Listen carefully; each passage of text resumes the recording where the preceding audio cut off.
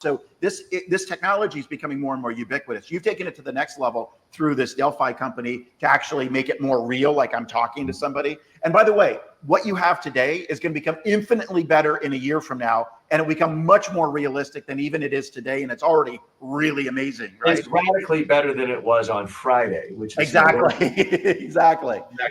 And you're using your knowledge base in order to train the model, essentially. And they're not, even the Delphi company isn't doing anything that special. I can tell you, because we're not doing anything that special. They've created a language model, and essentially it's a private language model that's using OpenAI's AI technology, and they're sending that data there and getting responses back based on your content as opposed to the world's content. That's really what's happening. And then it's being translated into either languages, video, audio, or what have you. That's all that's happening here, but there's a lot going on. And in a year from now, it's going to be infinitely better, as we said. Yeah. And so, my primary expertise, as you know, is in communication skills, not technology. I'm trying to fuse those two together. But it's not surprising to me that you're incorporating AI into this. But here's my challenge: is people think that text is enough. But in real life, if an investor wants to meet with you, or you want to meet with an investor these days, you either go in person or you do it on Zoom. It's not just you're not just texting back and forth. Very few people get significant 7-figure, 8-figure checks through a text. They're also typically not doing it just through audio.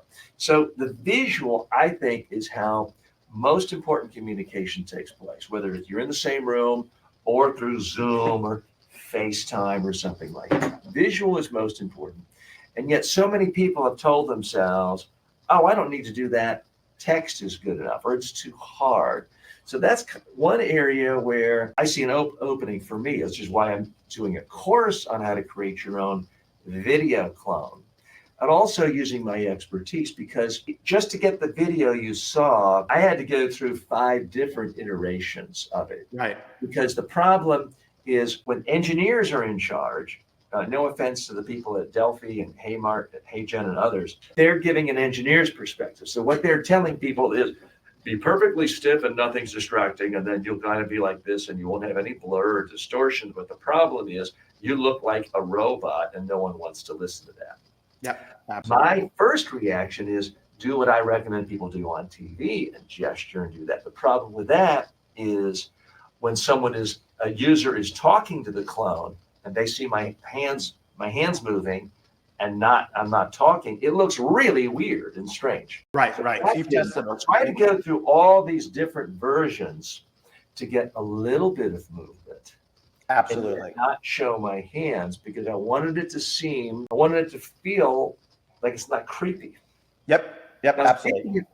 And I want to say hello to Pat, who stopped by to say hello, and Madhav and others, and we'll hope to get some of your questions shortly. But the creepiness factor is frankly something I underestimated, because the CEO of Delphi went on Fox Business, not the political channel, but Fox Business News with Maria Bartiromo a week and a half ago, did a product demonstration. I thought he did extremely well. Really nothing of controversy was touched on. And I looked, so there's a couple of interesting things. His video clip was then posted on the Fox Business News YouTube channel. So not Fox News, not foxbusinessnews.com, but just their YouTube channel. The average clip is getting about 30,000 views. His clip, again, not a celebrity, not dealing with controversy, not a well-known politician. His clip got 300,000 views in the first few days. It got 3,000 comments. Every one of them was negative. Every one of them was like, this is the worst thing in the world. This is evil. This is criminal. Anyone associated with this should be put in jail. So it does scare a lot of people. Yep. Now, I knew that there would be that at some level, because every new technology that involves a human face, a voice, does that. First time people saw movies, they jumped out of their seats because they thought the train was coming to get them. First time people heard a stereo or a phonograph, they thought it was possessed by demons. So new technology that involves anything to do with humans always scares people to death. But I'm wondering if the opposition to this is going to be even more entrenched. So what I think what you find with any new adoption process is that, first of all, if you're early on, just like a lot of the other very rich, very successful Silicon Valley elites were early on with their ideas, and then they just kind of rode the wave, and they were not overnight successes.